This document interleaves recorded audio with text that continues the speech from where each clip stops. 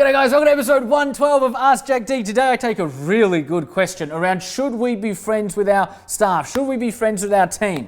I take a question from a guy called Mark who's read an article which is kind of on point and it also misses a couple of points, but I really speak to the importance of not wanting to be friends with your people, but wanting to be absolute best friends with your people, and why we shouldn't listen to the OPRs, other people's rules, when it comes to not being close with our people. I think that's stupid. I think it's old school. I think it doesn't serve you. However, there are absolutely practices and principles that need to be in place that ensure, even though you do have a great connection with your people, you are still the leader who's having the necessary conversations to progress toward your vision and your mission.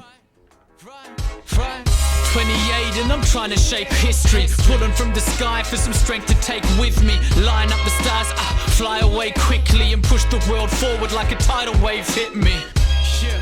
I ride the wave swiftly, I fear no. G'day guys, welcome to episode 112 of Ask Jack D. Today we take a great question from Mark Gould, who's an Entourage diplomee, who asks, hey Jack, I just read an interesting article on can you be friends with your staff? So I guess this is my question for hashtag Ask Jack D. Is it hashtag Ask Jack D or is it just hash Ask Jack D? Am I showing my Twitter incompetence? I don't know, because I always say I mix it between the two. Okay. For Ask Jack D. Guys, help me out. Comments below. Is it hashtag Ask Jack D or is it just hash Ask Jack D? Or is it just Ask Jack D? Or is it just Ask Jack D? We're tackling the important issues early on here, episode 112. As the Entourage is a serious business with a fun-centric culture, where do you draw the line? Here is a reference to the article. He provides a link to the article, which I have read. Thank you, Mark. Okay,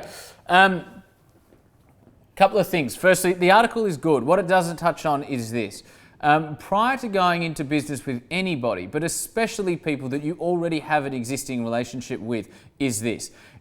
All parties within this partnership, within this relationship, need to have an extremely high level of emotional intelligence, meaning they need to understand who they are, they need to understand their strengths, they need to understand their weaknesses, they need to understand how to communicate effectively, they need to understand how to give feedback, they need to understand how to take feedback, and they need to do all of that in a very objective, professional way.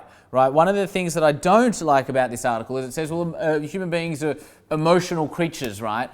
Which of course we are, right? And emotions are such a large makeup of who we are as people. However, when it comes to doing business with friends, there needs to be a level of maturity, sophistication, and almost objectivity to be able to separate, and this is what the article does say, which is great, to be able to separate when we're having a discussion that relates to our professional relationship and when we're having a discussion that relates to our personal relationship. And the dynamics of those two discussions are going to be very different. So if you want to go into business with friends, and if your friends want to go into business with you, you both need to understand that there is a difference in dynamic, and have a conversation. This is another thing the article says, which is great. Have a conversation pre-getting into the relationship in a professional sense around how do you like to receive feedback?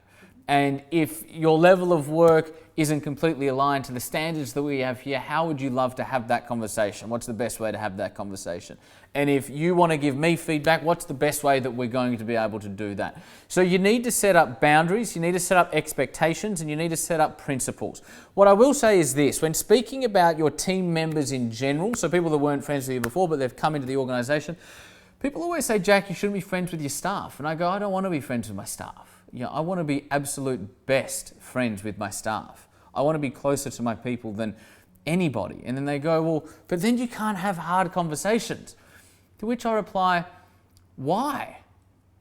Why can't I have a hard conversation with someone because I'm in close relationship with them?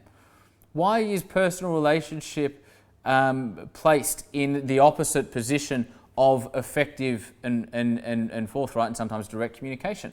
I think relationships are built primarily on honesty, right? So yes, I want to be great friends with absolutely everybody in my team. They wouldn't be in my team if I didn't. For the first and foremost, the thing we search for is the essence of a human being.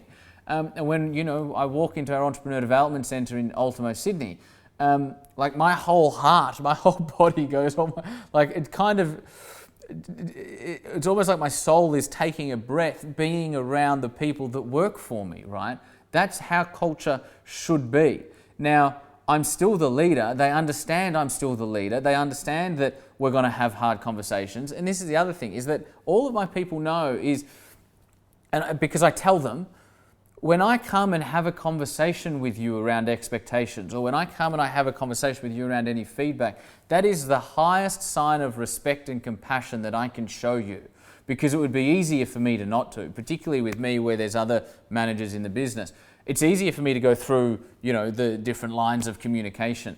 And sometimes I'll go direct to a person because I truly love and care for that person, right? So they know that anytime we need to have a hard conversation, anytime I'm going to them personally, they see that for what it is, which is a demonstration of my respect and my care for their growth and their development.